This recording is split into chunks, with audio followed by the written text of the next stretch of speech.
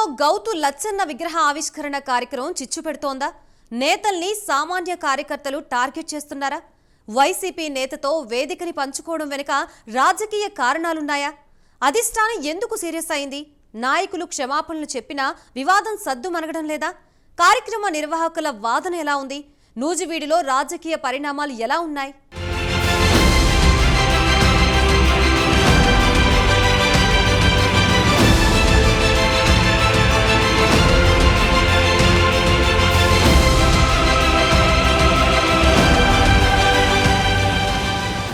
ఈ నెల 15న నూజివీడులో జరిగిన సర్దార్ గౌతు లచ్చన్న విగ్రహావిష్కరణ కార్యక్రమం తీవ్ర చర్చనీయాంశంగా మారింది.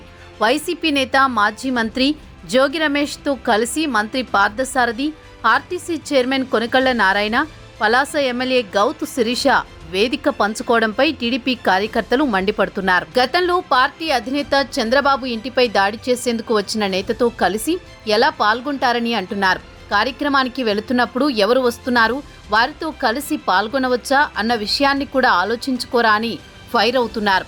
ఈ వ్యవహారం కాస్త సోషల్ మీడియాలో వైరల్ కావడంతో టీడీపీ అధిష్టానం సీరియస్ అయింది.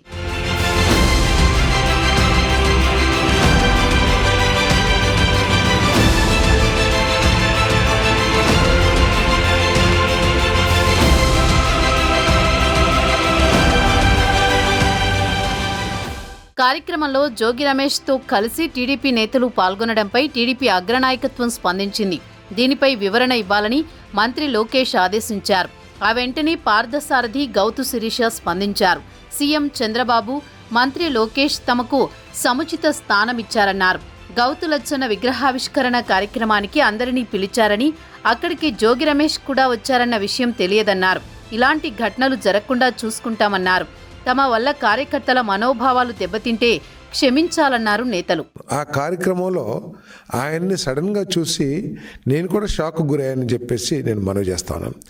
ఇది గౌడ సంఘానికి సంబంధించిన కార్యక్రమం కాబట్టి ఇలా చేయండి, అలా చేయండి, ఇలా ఎందుకు చేశారు అనే చెప్పటం కరెక్ట్ కాదేమో అని చెప్పేసి భావించాను. అది తప్పైతే నేను సారీ అని చెప్పేసి కూడా చెప్తాను నేను. సో ఇక్కడ ఆలోచించాల్సింది ఏమిటంటే వైఎస్ఆర్ కాంగ్రెస్ పార్టీ నాయకులు చాలా స్పష్టంగా ఉంది. ముఖ్య ఇన్వైటీస్ అందరూ కూడా తెలుగుదేశం పార్టీ నాయకులు. ఈ విధంగా ఇటువంటి కార్యక్రమాల్లో వచ్చి వారు కావాలంటే 11ంటికి ముందు ఫిక్స్ చేశారు కాబట్టి అప్పుడైనా వచ్చి వెళ్ళొచ్చు, లేదా తర్వాతైనా వచ్చి వెళ్ళొచ్చు. వీరందరికీ కూడా తెలిసిందే. ఇంతకుముందు లోకేష్ గారు మీటింగ్ పెడితే టెలికాన్ఫరెన్స్ ఏ విధంగా ఇంక్లూడ్ అయిపోయి ఇటువంటి చిల్లర చేష్టలన్నీ కూడా వారికి వెన్నతో పెట్టిన విద్య. తర్వాత నాకు జోగి రమేష్ గారికి వ్యక్తిగత బలమైన సంబంధాలు ఏమీ లేవని చెప్పేసి కూడా నేను చెప్తా ఉన్నాను. నేను అక్కడ మినిస్టర్గా వచ్చినప్పుడు కూడా నా మీద ఏ విధంగా స్క్రోల్ చేసింది, నా ఇన్వాల్వ్మెంట్ లేని విషయంలో ఏ విధంగా స్క్రోల్ చేసి నన్ను ఇబ్బంది పెట్టిన విషయాలు కూడా ఉన్నాయి. ఇవన్నీ కూడా అనవసరమైన సబ్జెక్ట్ అయినా కూడా నేను ఊరినే కార్యకర్తల కన్జంప్షన్ కోసం నేను తెలియజేస్తా ఉన్నాను. ఇది ఉద్దేశపూర్వకంగా జరిగింది కాదు.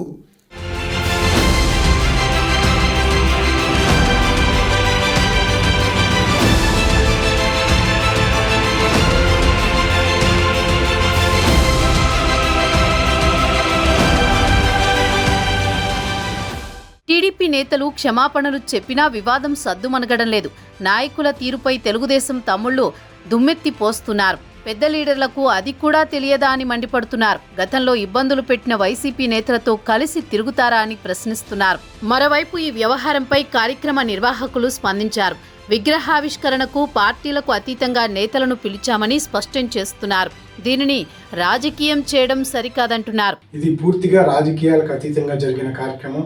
దీన్ని రాజకీయాలకి ముడిపెట్టి బురద జల్లే కార్యక్రమాన్ని కొంతమంది చేస్తూ ఉన్నారు. ఇది చాలా బాధాకరం.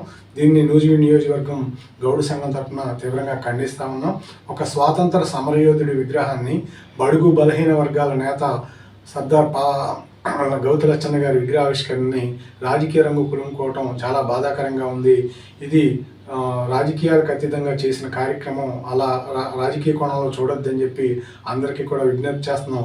ఈ కార్యక్రమం సందర్భంగా ఎవరినైనా మనసు నొప్పించుంటే నూజివీడు గౌడ సంఘం తరఫున క్షమాపణలు తెలియజేస్తాము.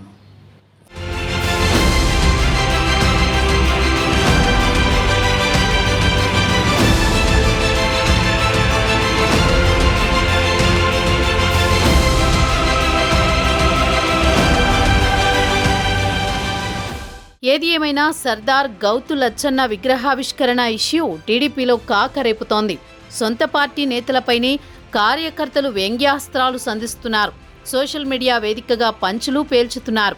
విపరీతంగా పోస్టులు పెడుతూ కామెంట్లు చేస్తున్నారు.